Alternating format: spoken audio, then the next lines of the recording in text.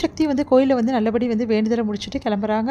அடுத்து வந்து பொன்னி என்ன பண்ணுறாங்க, இந்த புடவை எப்படியாவது வந்து அக்கா ரூமில் வைக்கணுமே, இல்லைனா மாமா கிட்டே சண்முக மாமா கிட்டே கொடுத்துடலாம் அப்படின்னு சொல்லிட்டு பொண்ணி எடுத்துகிட்டு வராங்க. கரெக்டாக வந்து அந்த டைமில் அங்கே வராங்க உஷா பார்த்துட்டோம். ஐயோ இப்போ புடவை மறைக்கணுமே என்ன பண்ணுறதுன்னு சொல்லிட்டு பின்னாடி வந்து மறைச்சிக்கிறாங்க. என்ன அப்படியே முழிக்கிற ஒன்றும் புரியாமல், என்ன தான் நடக்குது, என்ன வச்சுருக்க பின்னாடி ஏதோ மறைக்கிற அப்படின்றாங்க. இங்கே பாருங்கள் அதெல்லாம் ஒன்றும் இல்லை அப்படின்ற மாதிரி சொல்லிட்டு போகிறாங்க. உடனே ஏதோ மறைக்கிறா என்னென்னு கண்டுபிடிக்கணுமே அப்படின்னு சொல்லிட்டு உஷா வந்து பின்னாடியே போகிறாங்க.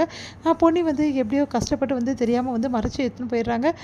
அடுத்து வந்து உஷா வந்து இவ ஏதோ பண்ணிகிட்ருக்கா, இந்த விஷயத்தை எப்படி கண்டுபிடிக்கிறது ஒன்றும் புரியலையே அப்படின்னு சொல்லிட்டு யோசிச்சுட்டு இருக்காங்க. எல்லாரும் சாப்பிட உட்காடுறாங்க. அப்போ வந்து பிரீத்தி வந்து சக்தி கிட்ட கேட்குறாங்க, எதுக்காக வந்து இன்றைக்கி வரல ஆஃபீஸ்க்கு அப்படின்ற மாதிரி கேட்குறாங்க. அதை கேட்டு சக்தி அதிர்ச்சி அடைகிறாரு.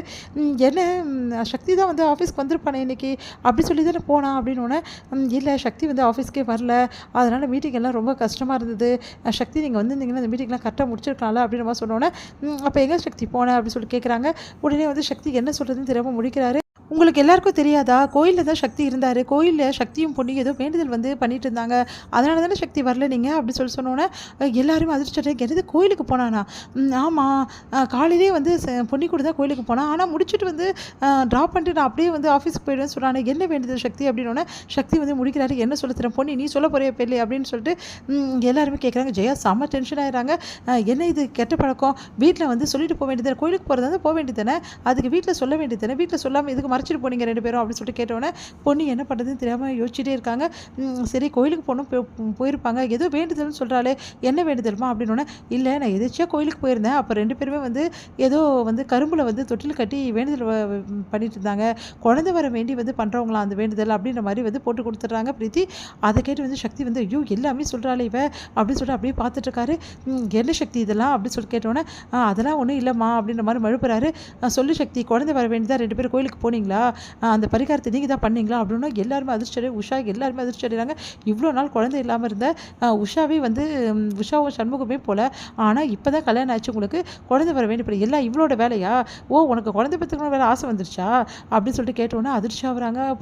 பொன்னிக்கு அழுகே வந்துருச்சு. பொன்னி என்ன பண்ணுறதுன்னு தெரியாமல் அழுகிறாங்க.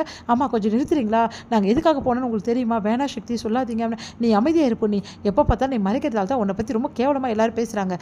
பொன்னி ஒன்றும் அவளுக்காக போகல பற்றியா, உஷா அன்னிக்காக தான் போகலாம், உஷா அன்னிக்காக தான் நாங்கள் ரெண்டு பேருமே வேண்டிக்கினே இந்த மாதிரி வேண்டுதல் பண்ணோம், கூடி சீக்கிரம் அவங்களுக்கு குழந்தை பிறக்கணும் தான் நாங்கள் பண்ணோம் புரியுதா, சும்மா வந்து பொன்னியை பற்றி தப்பாக பேசும்போது நிறுத்துங்க அப்படின்னு சொல்லிட்டு கத்துறாரு. உடனே அப்படியே உஷா வந்து பார்க்குறாங்க ஒன்றும் புரியாமல். உடனே சண்முகம் வந்து ஆமாம் எனக்கும் இந்த விஷயம் தெரியும், நான் தான் வந்து உஷாவோட புடவை எடுத்துமே கொடுத்தேன் அப்படின்னு சொல்கிறாரு. அதுக்கு தான் அவள் மறைச்சு நின்னாளா அப்படின்னு சொல்லிட்டு அப்படியே உஷா வந்து பார்க்குறாங்க. அவங்க வந்து எங்களுக்காக தான் வேண்டுதல் பண்ணாங்கம்மா, எனக்கும் தெரியும், வீட்டில் எதுக்கு எல்லாத்தையும் சொல்லணும் அப்படின்னு சொல்லிட்டு தான் வேண்டுதல் சொல்லாமல் பண்ணணும் தாம்மா பண்ணாங்க அப்படின்னோடனே அப்படியே ஜெயா செம்ம டென்ஷன் ஆகிறாங்க. இதெல்லாம் யாரை கேட்டு நீங்கள் பண்ணுறீங்க, எதுக்கு உங்களுக்கு இந்த வேலை இல்லாத வேலை அப்படின்றாங்க.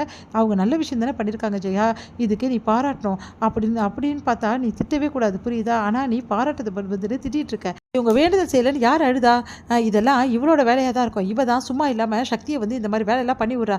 அம்மா அவள் வந்து தப்பு ஒன்றும் பண்ணல புரியுதா, அவள் நல்லது தானம்மா பண்ணா, எதுக்குமா இதெல்லாம் சொல்லிட்டு இருக்கீங்க, உனக்கு இப்போல்லாம் நான் சொல்கிறது எல்லாமே தப்பாக தானே தெரியுது, அவள் செய்கிறது எல்லாம் நல்லது தான் தெரியுது அப்படின்னு சொல்லிட்டு ஜெயா வந்து டென்ஷன் ஆகி போகிறாங்க. உடனே உஷாவை பார்த்து சண்முகம் சொல்கிறாரு, இப்போது புரியுதா பொண்ணு எவ்வளோ நல்லவனி, எப்போ பார்த்தாலும் அவளை பற்றி இந்த மாதிரி பேசிகிட்டு இருக்கே, இப்போது புரிஞ்சுக்கோ அப்படின்னு சொல்லிட்டு போகிறாரு. உஷா யோசிக்கிறாங்க.